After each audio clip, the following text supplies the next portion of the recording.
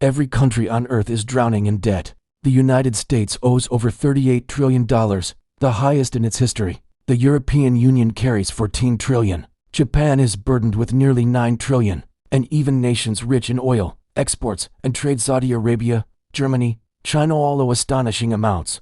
But here's the paradox. If everyone owes money, who is actually owed? This is economic historian where money, power, and history intersect. In our world, nothing is ever as simple as it appears. Debt is not merely a burden. It's the very structure the modern world stands on. Every war, every crisis, every boom, every recession, all of them are built on an invisible scaffolding of credit. Follow the chain long enough, and a strange truth emerges.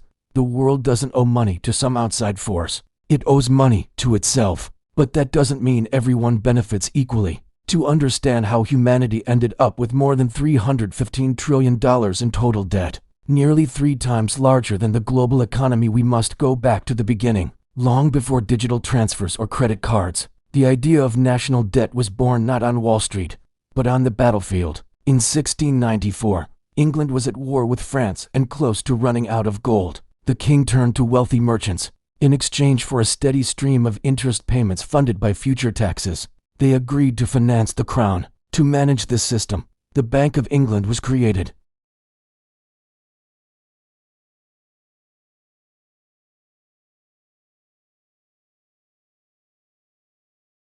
This was the birth of the government bond, the foundation of the global financial system. France copied the idea, the Netherlands improved it, and the United States, newly independent, used it to fund its revolution and expand westward. Suddenly, national debt wasn't a sign of weakness. It became a measure of power. Empires no longer conquered territory for gold, they issued bonds and conquered the world through interest. The battlefield moved from the ground to the balance sheet. 3 centuries later, debt has become the world's biggest export.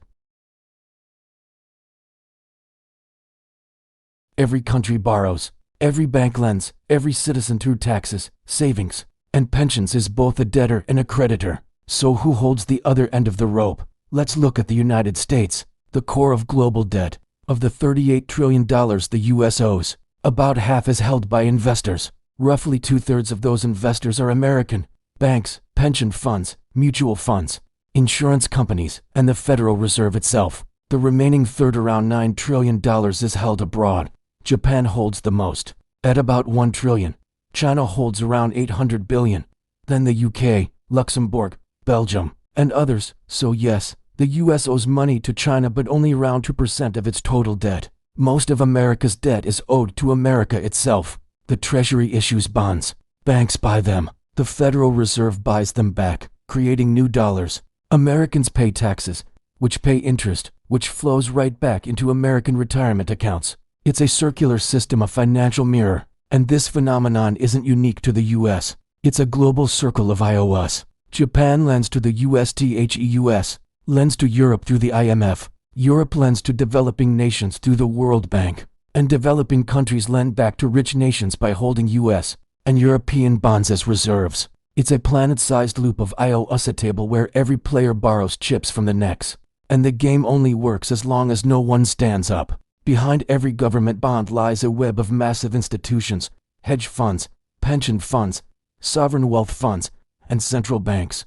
They manage tens of trillions of dollars. They decide which nations can borrow cheaply, which nations pay high interest, and which governments get to survive a crisis. Democracy chooses leaders. Markets choose which leaders get to stay. And at the center of this system sits the modern high priest, the central bank. Central banks don't just manage debt, they create it. Every time the Federal Reserve or the European Central Bank buys government bonds, it creates new money out of thin air. One balance sheet's liability becomes another's asset. Every dollar, every euro, every yen exists as a unit of debt somewhere else. There is no such thing as debt-free money. For decades, this entire global system has survived on one single ingredient: confidence.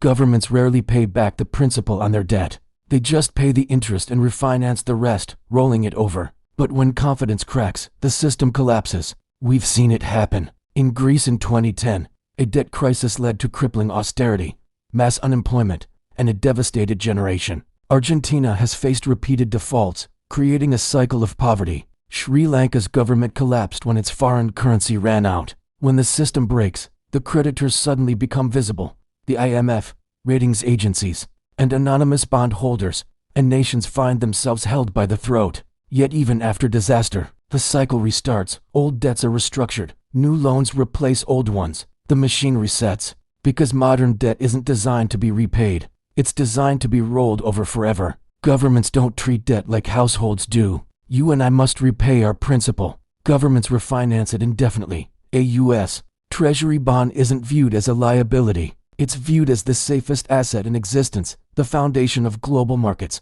and the backbone of pensions, mortgages, banks, and currencies. If the U.S. or Japan suddenly paid off all their debt, global markets would collapse. The world would lose its most trusted collateral. So governments do the opposite. They issue more debt not recklessly, but rhythmically. Debt becomes the very heartbeat of the global economy. So when politicians promise to pay down the national debt, they're selling a myth. The goal isn't to eliminate debt. The goal is to make it sustainable enough that the world keeps believing in it. Because once that belief breaks, interest rates spike, currencies collapse, and economies freeze. The entire system built on rolling promises comes to a screeching halt. People often say, we owe the debt to ourselves, but that's only half true. Interest payments flow from taxpayers to the institutions and wealthy investors who hold the bonds. Debt transfers wealth upward. That's why you often see inequality and indebtedness rise together. Debt is not just a relationship between nations, it's a relationship between classes.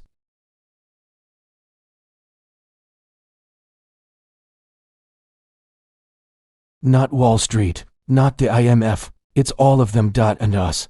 Governments issue the debt, banks multiply it, investors trade it, and citizens depend on it for their pensions and savings.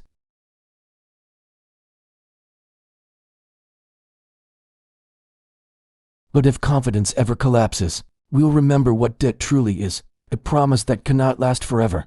If this changed the way you see the world, subscribe. History has answers and I'll show you where to look.